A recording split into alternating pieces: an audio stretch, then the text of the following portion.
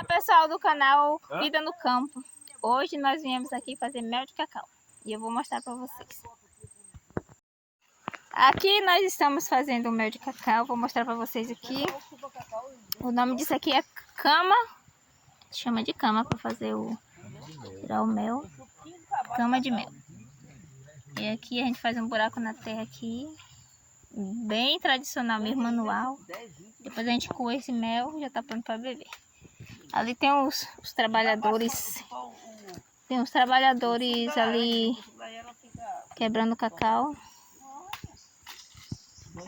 Aqui tem minha mãe que tá que nem uma tagarela aqui, não para de conversar no meu vídeo.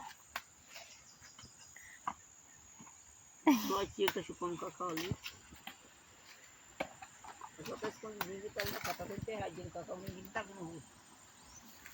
E o outro tá aqui só na espera do mel de cacau.